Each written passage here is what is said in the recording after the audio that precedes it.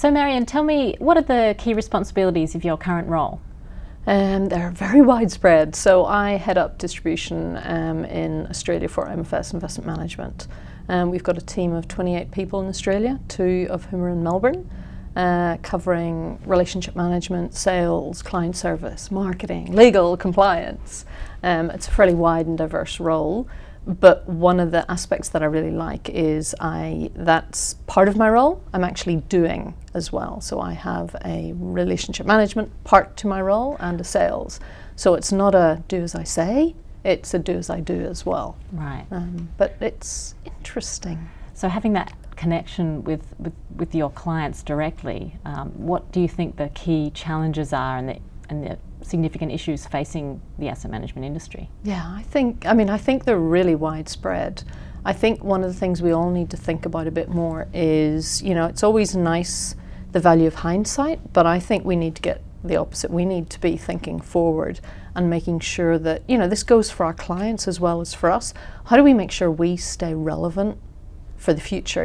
Everybody's being disintermediated, everybody's being disrupted, and asset management is, it's being disrupted as we speak. People think they can do better than us. We've got to make sure that we are constantly reminding people of the values in what we do. But yeah, I'd say staying relevant for the future is pretty key. Yeah, okay. And so then with your CFA charter, how has that helped your career? The CFA has helped my career enormously. So I first started level 1 of the CFA when I was working for then Paribas Asset Management in Sydney, and it was in a marketing and client service role, and I was really keen to sort of get my hands dirty and actually manage some money, and I started the CFA then, and then as part of it, or as part of my career, I was offered a job in our Paris office to join the investment team. So I moved over to Paris and completed levels 2 and 3 in Paris. And, it helped me get the job on the investment team. And I think it's helped me not just personally through, the education and what you actually learn as part of the course, but I've also enabled my firms at each point, each firm that I've worked with, I've helped them benefit from it. So it's helped me from the content, but also from a networking point of view. It's, I've used and let my firm use the CFA network to, do presentations, to help the education of the industry at large. So it's been a benefit for both me and multiple firms that I've worked for.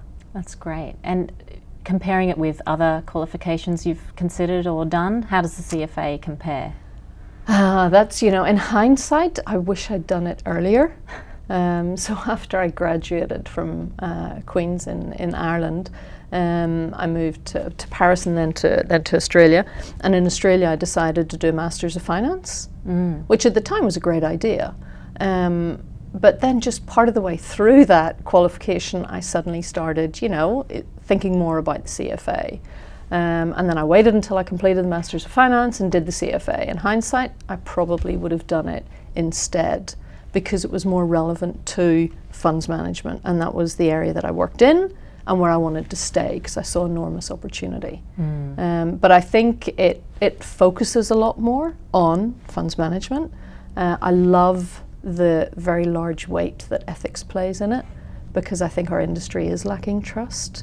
And you know what, probably deservedly so. And I think that refocusing people on the ethics of doing the right thing can only bring the industry to a better place. Yeah, absolutely. So you're involved with the local society, right? I am. Yes. I joined the board last year. Okay, so what do you love about it? What's great? What I actually love about the board, well, there's a couple of different aspects. One, you get to talk to people of all different levels. Once you get to a certain level in your career, whether you're networking just with your peers. I love the board that we've got at the minute. We've got people at all different levels, and it keeps you in touch with what the younger people are going through, and it reminds you of what you were doing at that stage, and you want to help these younger people. In fact, I had in 2 students from UNSW not that long ago, and I came out of the meeting exhausted. Right. Exhausted but really excited, because their level of energy, motivation, their knowledge of our industry, it was really, really impressive. And so, I like that, having that staying connected to the industry, the wide levels of people in different jobs, but it's the networking ability, it's the connecting with your peers, it's like-minded people who've gone through the same 3, 4, 5 year experience of the CFA, and just connecting on multiple different levels, and staying engaged with what's happening, because there is a lot of education that goes on across the society. So it's fun. Being on the board's challenging because it's all about time management, especially when we've all got full-time roles. But you know, if you can, I would always advise people to try and get actively engaged, whether it's at an event or volunteering or anything along those lines. Yeah, the payoff is definitely worth it, right? Yeah. It feels good to put a bit back in, but you know, I never come away from any of those interactions not having learned something. So it's very valuable. That's great. So Marian, then what do you do in your spare time? How do you unwind? I like to think I've got some spare time. Sometimes it feels like I don't.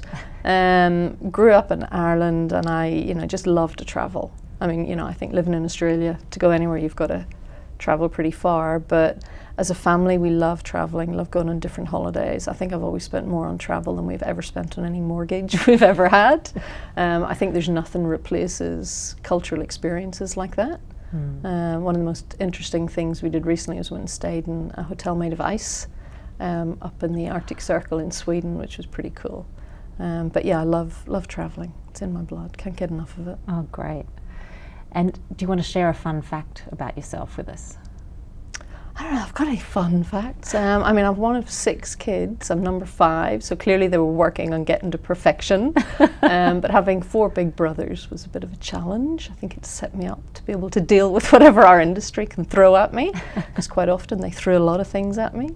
But yeah, that's a bit of my background. That's great.